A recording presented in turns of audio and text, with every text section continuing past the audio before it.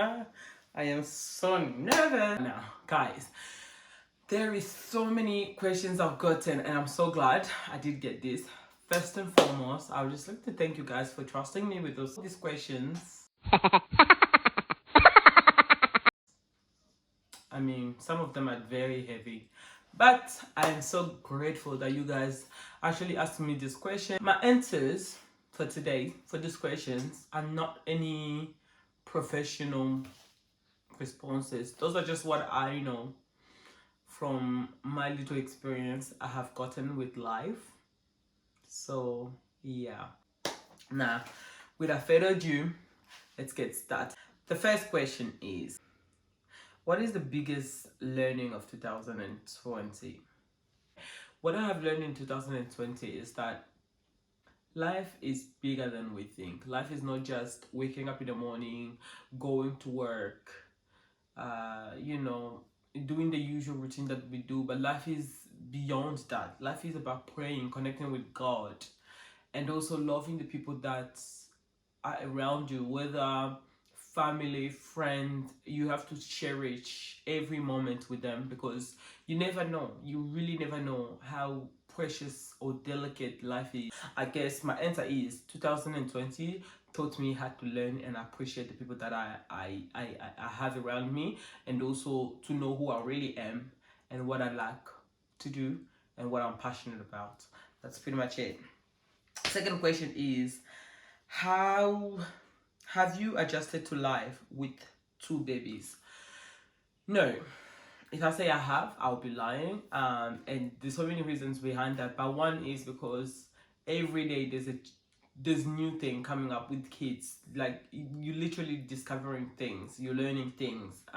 Things are changing. When you get comfortable with these 2 months or whatever, then the third month comes along, you're now all panicking because it's a whole new thing. So I don't think you can adjust to it, but you can learn to tag along with it as time goes by, if that makes sense. Second question is, this is juicy. What are the challenges you face in intercultural relationship besides language barriers? Friend, let me just close this, okay? Now, let me enter you, my friend.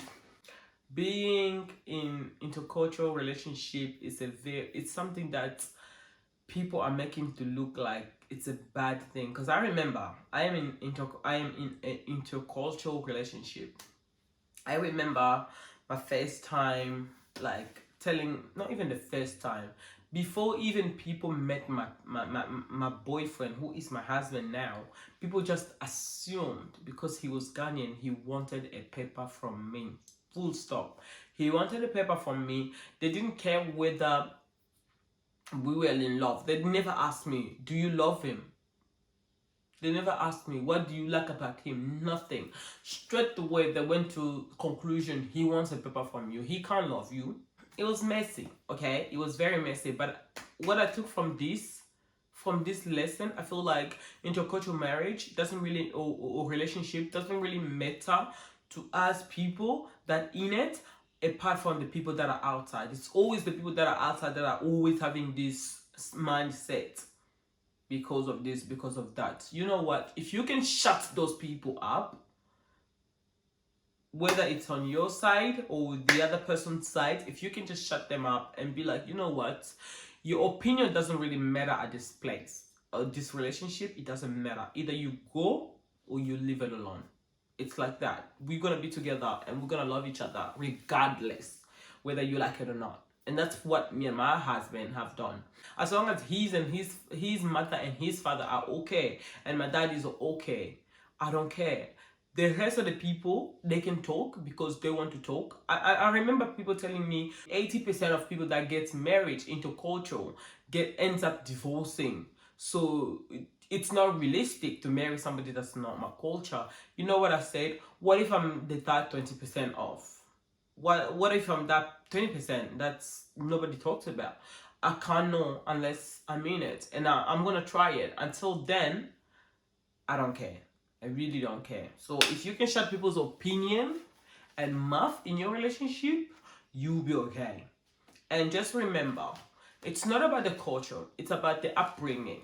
Even if you were to be with somebody, if I was to be with somebody from Congo, I'm still not gonna go get along with them because they had a different upbringing from their family and I have a different upbringing. That's alone, putting it together, that's fire. That's like oil and water actually don't mix. But because we in love, we make it work. We create our own relationship, like our own rules, and try to obey by it rather than following what we were taught as kids. Because now we have to create our own little gang, if I make sense. So if you can just realize that, other than bringing it into culture in the meta, I think you live better. To look at it like it's the different upbringing rather than into like the culture that's playing along. So I hope that answered your question, okay? Yes. Now, the next question is, have you discovered your purpose? If yes, what is it? Yes and no. I have discovered my purpose in terms of I know what I want and I have ideas of how to do it, but I haven't yet figured out how to go about it. Although I have started trying, but I'm still not too sure how to. Another question is, what does your future looks like from now, 5 years from now? I'm one of those people, even if I knew what my 5 years entail, I wouldn't still be able to sit here and tell you. Okay, I wouldn't. I'm just that bad.